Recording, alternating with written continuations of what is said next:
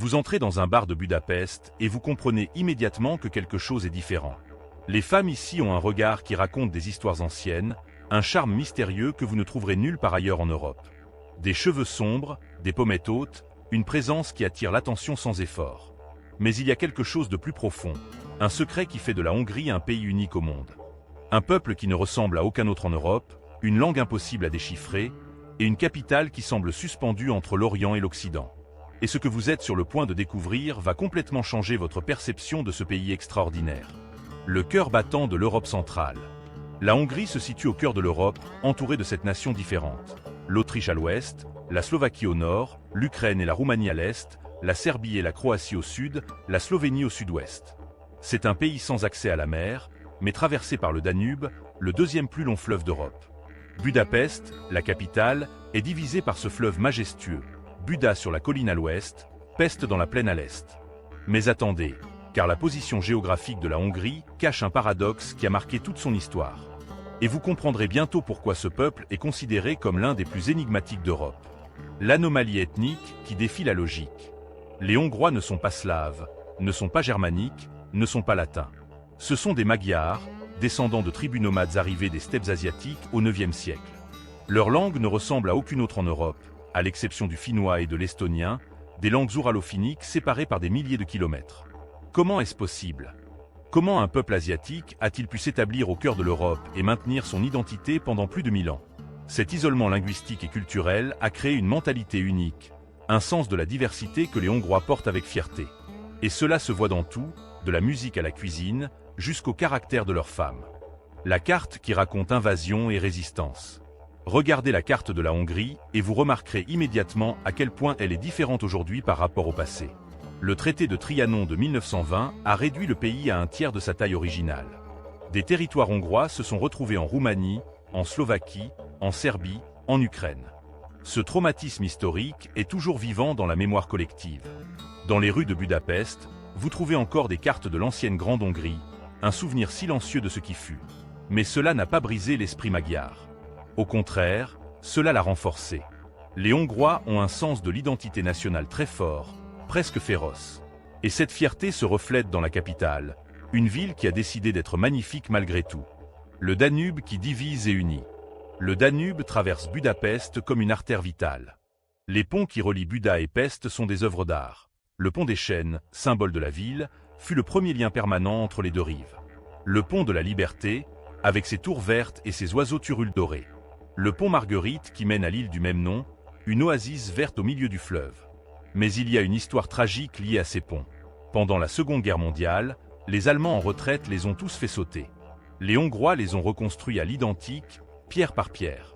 Cela en dit long sur leur détermination et leur attachement à la beauté. Budapest, la Paris de l'Est. On l'appelle ainsi et ce n'est pas exagéré. Le Parlement hongrois est l'un des édifices les plus spectaculaires d'Europe, avec ses flèches gothiques qui se reflètent dans le Danube. À l'intérieur, il abrite la couronne de Saint-Étienne, le symbole sacré de la nation. L'avenue Andrassy est l'équivalent des Champs-Élysées, bordée de palais nobles et de cafés historiques. Le château de Buda domine la ville d'en haut, tandis que le bastion des pêcheurs offre la vue la plus époustouflante que vous puissiez imaginer.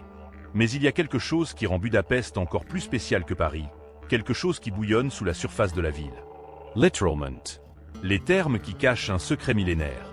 Budapest est construite sur plus d'une centaine de sources thermales. Les Romains le savaient déjà il y a 2000 ans et y ont construit des bains. Mais ce furent les Ottomans, pendant les 150 ans d'occupation, qui transformèrent la ville en une capitale du bien-être. Les bains Gélér sont un chef-d'œuvre art nouveau avec des piscines colorées et des mosaïques hypnotiques. Les bains Széchenyi sont le plus grand complexe thermal d'Europe, avec des bassins extérieurs où les gens se baignent même en plein hiver, avec la vapeur qui monte dans l'air glacial. Les femmes qui incarnent deux mondes. Et nous voici au cœur du sujet. Les femmes hongroises ont quelque chose de spécial, un mélange génétique unique entre l'Orient et l'Occident. Les traits peuvent être slaves, méditerranéens, asiatiques, tout mélangé dans des combinaisons fascinantes. Mais c'est le caractère qui frappe vraiment. Elles sont directes, sans filtre, elles vous disent exactement ce qu'elles pensent. Elles ne perdent pas de temps en jeu ou en ambiguïté. Cette franchise découle d'une culture qui a dû être forte pour survivre à des siècles d'invasion et d'occupation. Les femmes hongroises sont instruites, indépendantes, souvent plus déterminées que les hommes. Elles ont une passion intense pour la vie, aiment s'amuser mais savent aussi être sérieuses quand il le faut. Et il y a une sensualité naturelle qui n'a pas besoin d'être ostentée. La langue impossible qui protège les secrets. Le hongrois est considéré comme l'une des langues les plus difficiles au monde. Il a 14 cas grammaticaux, des voyelles longues et courtes qui changent complètement le sens, des suffixes qui s'ajoutent à l'infini. Une phrase simple en français peut devenir une énigme indéchiffrable en hongrois. Mais cela a un effet secondaire fascinant. Cela crée un mur invisible qui protège l'intimité culturelle. Les étrangers apprennent rarement le hongrois, de sorte que les conversations locales restent privées, exclusives. Et cela renforce le sens de la communauté chez les Hongrois. Quand une femme hongroise vous parle dans sa langue, elle partage quelque chose de précieux, elle ouvre une porte qui pour beaucoup reste fermée. La cuisine qui raconte conquête et survivance.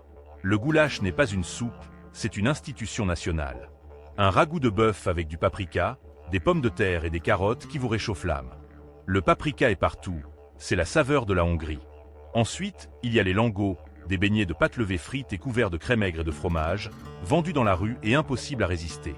Le pörkölt, similaire au goulash mais plus dense. Les desserts comme le kurtskalak, la cheminée douce qui se vend aux foires, caramélisée et croustillante.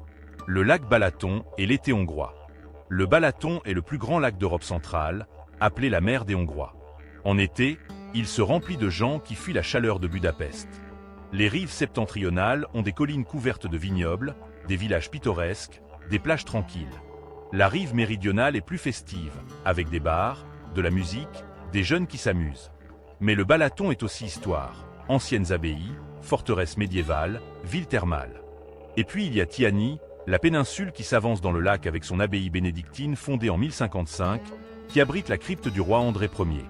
Nager dans ces eaux au coucher du soleil, avec les collines qui deviennent des silhouettes sombres, est une expérience qui reste gravée. La puszta et les cow-boys hongrois. Oui, la Hongrie a ses cow-boys. Ils s'appellent Ksiko et vivent dans la Grande Plaine, la puszta, une immense étendue plate qui occupe la moitié du pays. Ici, ils élèvent des chevaux et pratiquent des acrobaties incroyables. Ils montent debout sur 2 chevaux en même temps, guident des troupeaux avec des mouvements qui ressemblent à des danses. La puszta est le Far West hongrois, un paysage qui semble infini, où le ciel rencontre la terre sans obstacle. C'est ici que l'on comprend l'âme nomade des Magyars, leur connexion ancestrale avec les chevaux et les espaces ouverts. Et les dîners traditionnels dans la puszta, avec du goulash cuit dans des marmites géantes sur le feu, de la musique populaire et des danses, sont des expériences authentiques que les touristes découvrent rarement. Alors, de quelle ville ou pays regardez-vous cette vidéo? Écrivez-le dans les commentaires. Nous voulons savoir ce que vous pensez de la Hongrie et si un jour vous aimeriez vous perdre dans ces contradictions fascinantes. Et écoutez, si ce contenu vous a plu, faites une chose pour nous. Cliquez sur le bouton hype à côté du bouton j'aime. C'est entièrement gratuit et cela nous aide énormément à développer la chaîne. Sérieusement, nous vous remercions sincèrement pour ce geste. Et ne vous arrêtez pas là. Cliquez sur l'une des vidéos recommandées que vous voyez à l'écran maintenant pour découvrir d'autres curiosités incroyables sur des destinations qui vous laisseront sans voix. On se retrouve dans la prochaine vidéo.